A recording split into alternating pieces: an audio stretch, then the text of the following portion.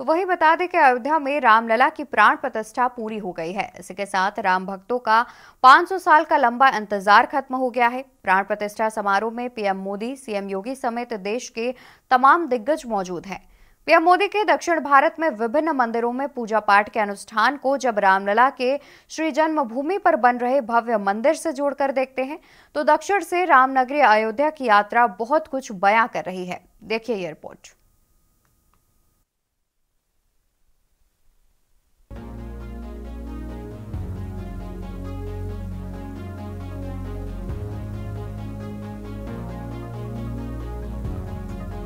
देश भर में राममय माहौल। पूरे देश में रामलला की प्राण प्रतिष्ठा को लेकर उत्साह है। पीएम नरेंद्र मोदी ने अयोध्या में भगवान राम के दिव्य मंदिर का उद्घाटन। राम के इस अद्भुत मंदिर से पीएम मोदी ने देश को बड़ा सियासी संदेश दिया था। हिंदुत्व के मुद्दे पर बीजेपी आगे। 2014 के बाद से देश की सियासत बदल गई है। अल्पसंख्यक पर केंद्रित राजनीति बहुसंख्यक समुदाय के इर्द गिर्द सिमट गई है। हिंदू समुदाय के एक बड़े तबके का झुकाव बीजेपी की तरफ बढ़ रहा है। 2014 और उसके बाद 2019 लोकसभा चुनाव में बीजेपी ने हिंदुत्व और राष्ट्रवाद के मुद्दे पर सियासी जंग फतह करने में कामयाब रही है।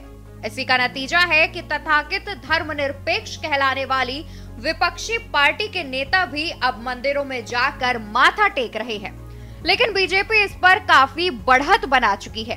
हिंदुत्व के मुद्दे पर बीजेपी से पार पाना विपक्षी दल या फिर किसी दूसरे दल के लिए आसान नहीं है। दक्षिण के राज्यों पर पीएम की नजर। बीजेपी के सामने कर्नाटक की 28 में से 25 सीटें और तेलंगाना में 4 सीटें बरकरार रखने की चुनौती है।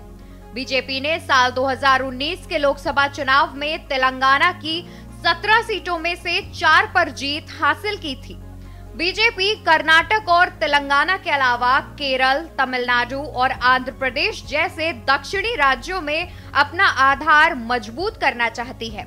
ऐसे में पीएम मोदी का प्राण प्रतिष्ठा से पहले दक्षिण के मंदिरों में जाकर सियासी संदेश देने के लिए भगवान राम से दक्षिण भारत से जोड़ने की कवायद करते नजर आए। वो इसलिए क्योंकि भगवान राम दक्षिण में भी पूजनीय हैं। पीएम मोदी ने इसी कनेक्शन को जोड़ने की कवायद की। पीएम मोदी पिछले 11 दिनों के खास अनुष्ठान पर थे। इस दौरान पीएम ने देश के 6 बड़े मंदिरों के दर्शन किए। इसके साथ ही पीएम मोदी ने दक्षिण के राज्यों में 2024 के लोकसभा चुनाव का शंखनाद कर दिया। हिंदी भाषी राज्यों में फतह करने के बाद अब बीजेपी का फोकस दक्षिण की तरफ है। प्राण प्रतिष्ठा को लेकर अयोध्या में जिस तरह की तैयारियां की गई हैं, उसको देखते हुए इस अनुष्ठान के जरिए पीएम मोदी सरयू तट से सांस्कृतिक पुनर्जागरण का शंखनाद करने के साथ साथ इसे 2024 के लोकसभा चुनाव का आगाज भी माना जा रहा है। हालांकि भगवान राम का राज्याभिषेक तो तभी हुआ था जब उन्होंने रावण वध के बाद दक्षिण से उत्तर की यात्रा की थी। रामलला की प्राण प्रतिष्ठा से पहले पीएम मोदी ने भी दक्षिण भारत के कई मंदिरों में पूजा पाठ कर सियासी संदेश देने के साथ साथ रामलला को उत्तर के साथ दक्षिण से जोड़ने की कोशिश के तहत देखा जा रहा है। मंदिर के जरिए सियासी संदेश। रामलला की प्राण प्रतिष्ठा का अनुष्ठान 12 जनवरी को शुरू हुआ था। उसी दिन प्रधानमंत्री नरेंद्र मोदी ने महाराष्ट्र के कालाराम मंदिर में जाकर पूजा पाठ किया था। महाराष्ट्र के श्री कालाराम मंदिर परिसर में खुद सफाई की और उनकी इस पहल ने देश भर में मंदिरों की साफ सफाई के लिए एक जन आंदोलन की शुरुआत की थी। कालाराम का मंदिर भगवान राम, माता सीता और भाई लक्ष्मण को समर्पित है।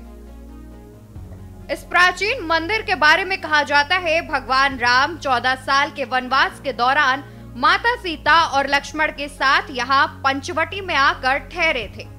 इस वजह से इस जगह को लेकर खास मान्यता है। भारत के पश्चिम राज्य में भगवान श्री राम पूजनीय हैं। ऐसा लगता है कि पीएम ने इस बार राम के साथ सबको जोड़कर तुष्टीकरण की राजनीति से जातिवाद और क्षेत्रवाद की सियासत को मात देने की तैयारी की है, जिसका संकेत रामलला की धरती से प्रधानमंत्री ने दे दिया है।